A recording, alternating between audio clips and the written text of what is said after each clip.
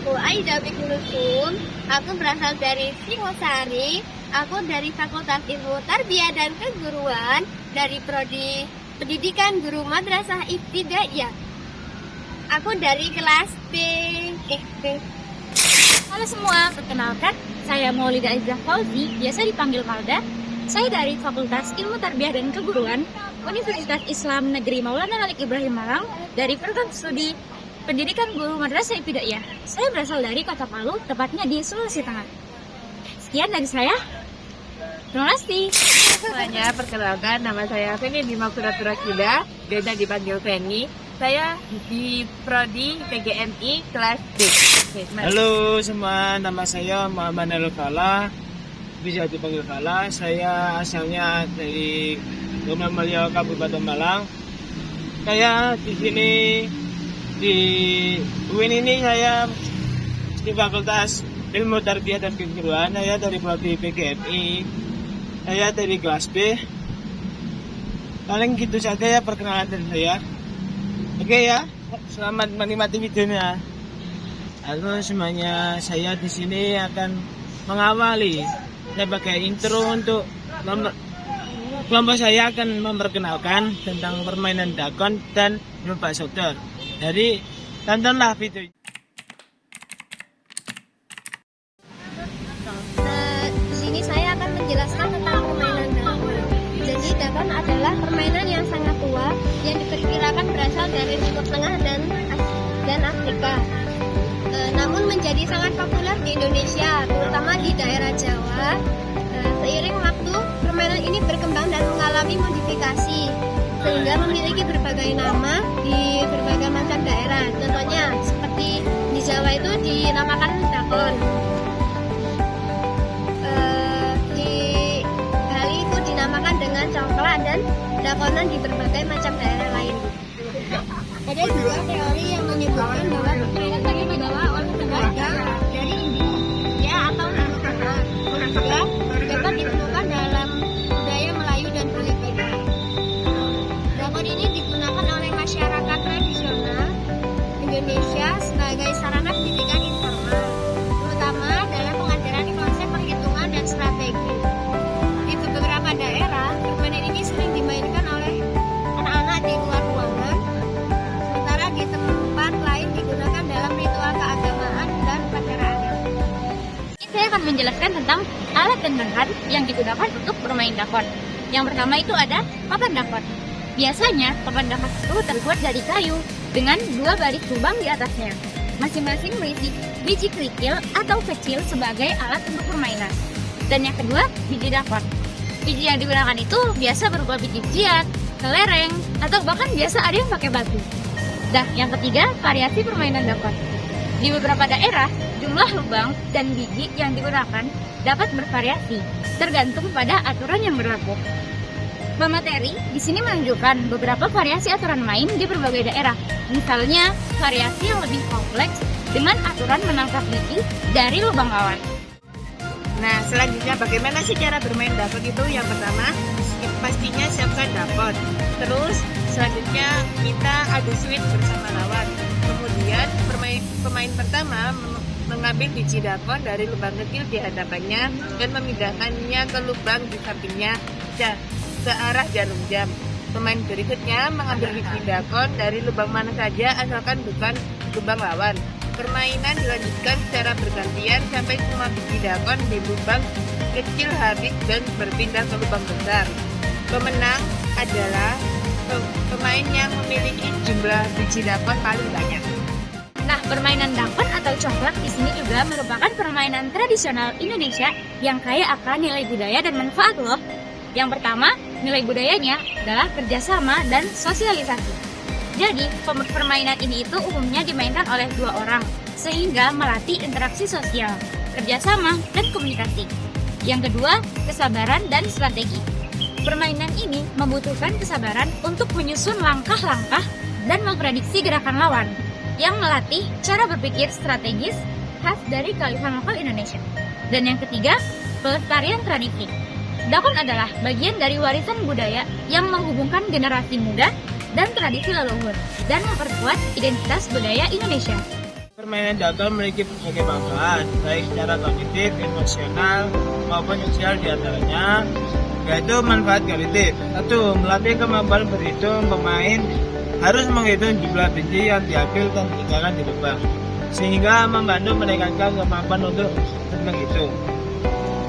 2. Menjalankan strategi.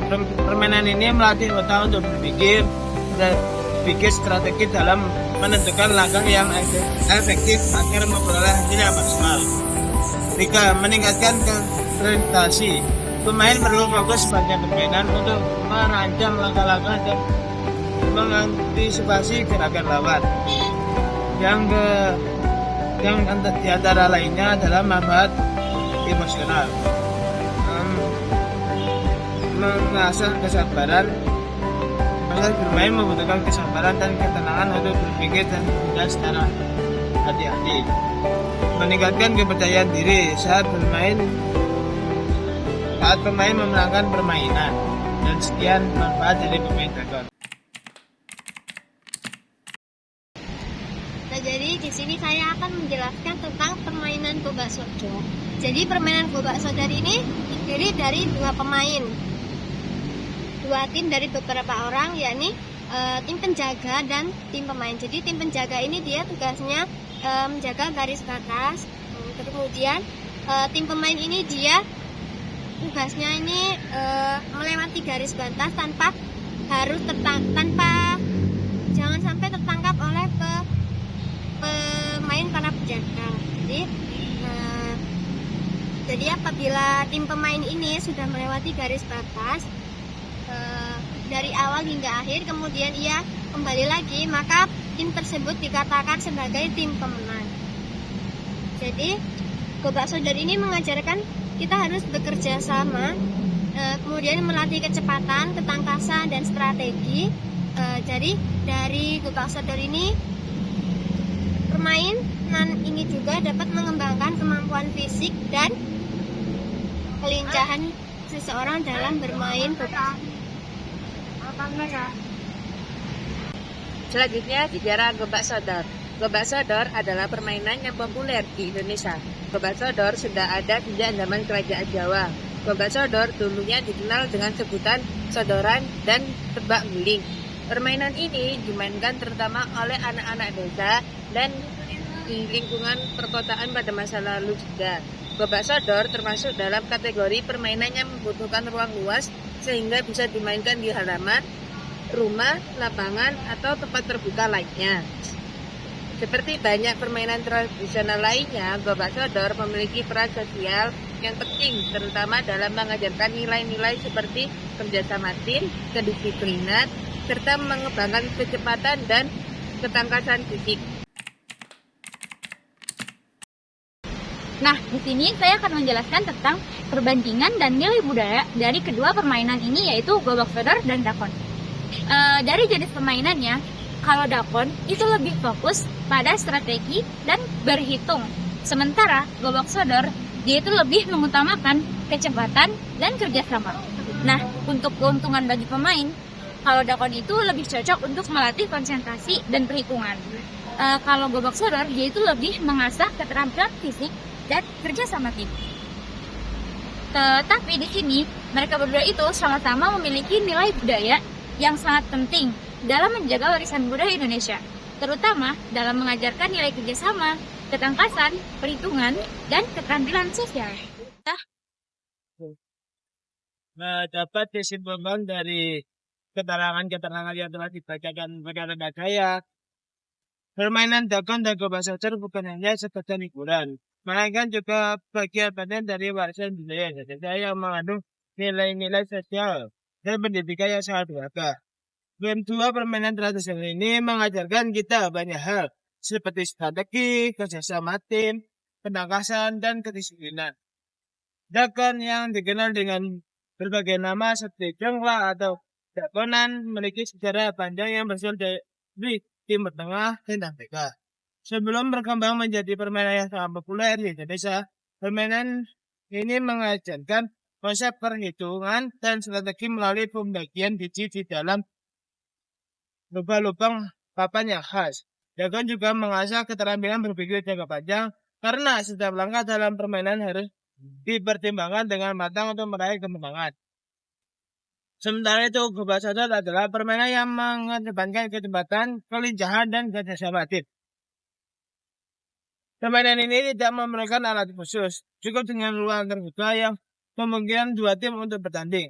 Gobak sodor mengajarkan kita tentang nilai solidaritas, kerjasama tim, dan kemampuan fisik untuk beradaptasi dengan cepat di dalam situasi yang berubah-ubah.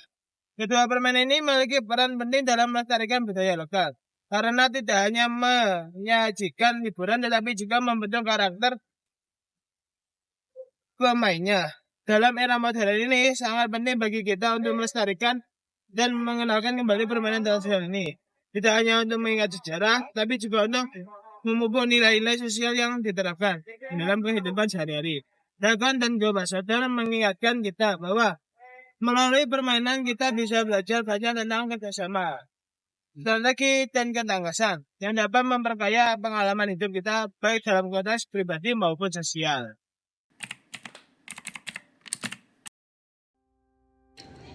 Pada suatu hari yang cerah, seorang anak tampak duduk sendirian di taman yang sepi. Namun, tak lama kemudian, dua teman datang mendekat dengan langkah penuh keceriaan. Mereka tersenyum lebar, membawa semangat yang seolah-olah bisa mengusir kesepian yang sedang dirasakan oleh anak itu.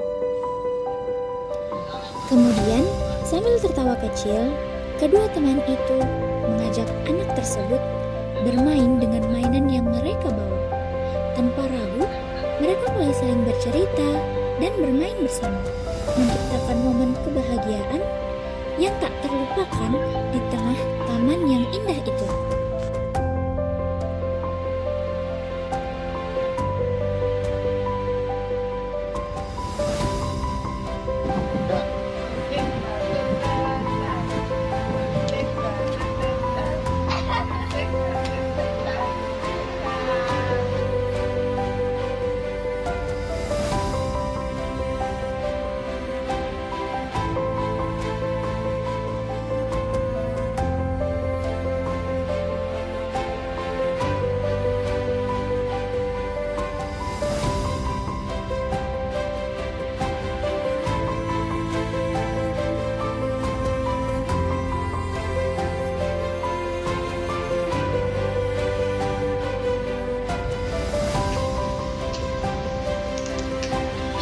Aku menang, kamu kalah.